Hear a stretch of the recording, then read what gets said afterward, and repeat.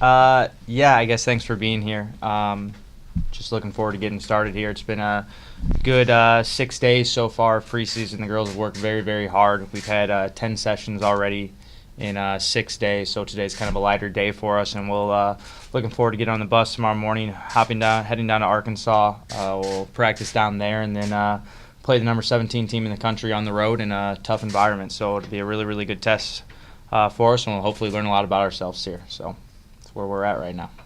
Sure. Yeah. It feels like just yesterday, but it's been a long time. I guess it feels already here.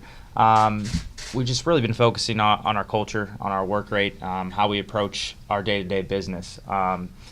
It's been quite a transition. The girls who are returning, I think we have 16 girls back from the spring. They've all really, really bought in and have done a tremendous job of buying into how we're going to go do things. So whether it's the way we train, whether it's the way we sleep, whether it's the way we eat, how we watch film, how we prepare for games, how we prepare for scrimmages, they've done an unbelievable job, and they've made it pretty easy on me. So. It's been tough. I mean, Tim's a different coach than we've ever had at UNO in the best way possible, but it's been hard, but I think everyone's done a really good job with it.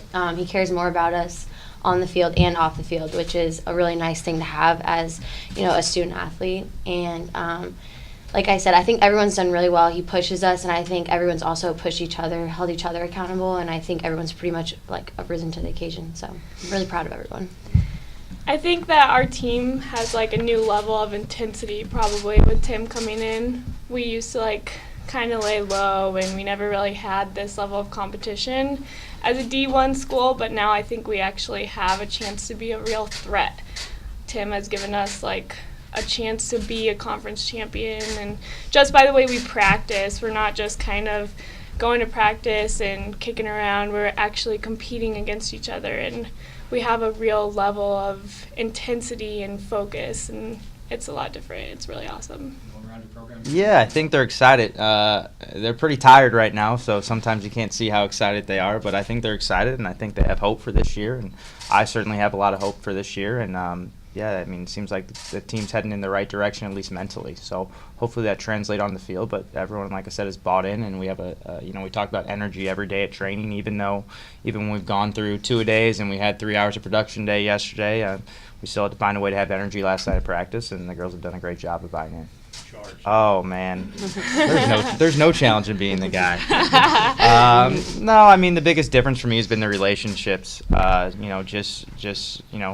a little bit different, but I've really enjoyed it. I always say that these girls listen better than the guys do, certainly, and they want to be coached and they want to be taught, and I've really enjoyed that aspect of it. They have so many questions and want to listen to everything you say, and that makes it really easy on me. So. No, I guess I feel like one of the girls now, so we're all good.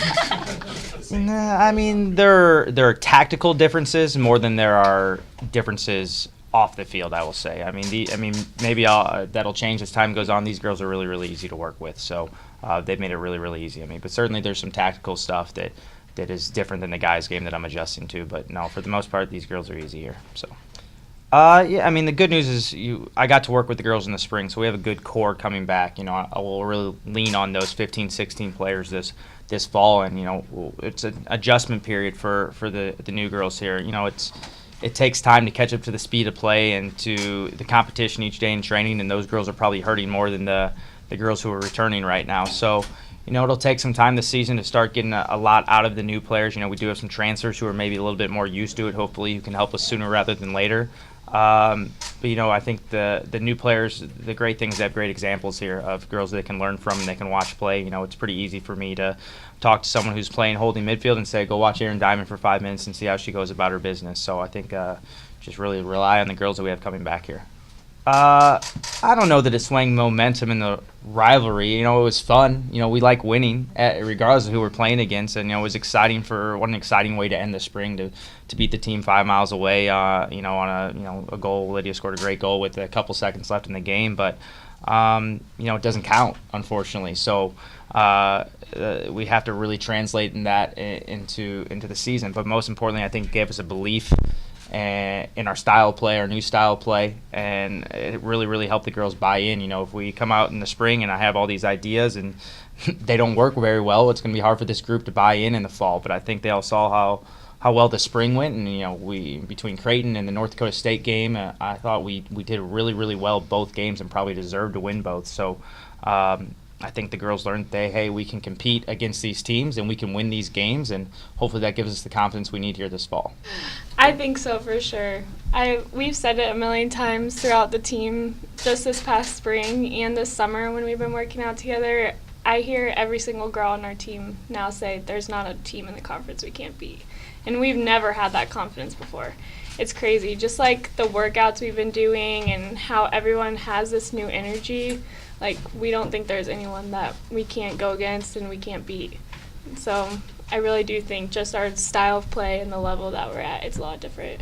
And we're preparing for that in practice. Like, it's the end of practice, and maybe things have slowed down, and, Tim will be like, hey, this is the 80th minute conference championship. Like, who's going to step up? Where's the intensity? So, like, even in practice, we're treating it every day like it's, like, the championship. Like, we really want to be there, and we just don't want to be there, but we want to win. So we train like that every day.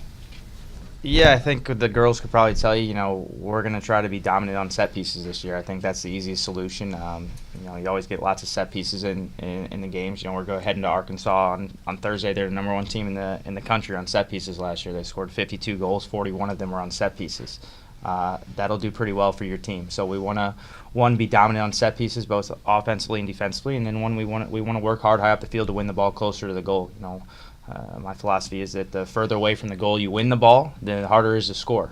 So if we can work hard high up the field and start with our forwards and we can win the ball further up the field, I think we can create a lot of chances. Earn corner kicks, earn free kicks, and score goals in transition. I think if we do that, we'll be successful.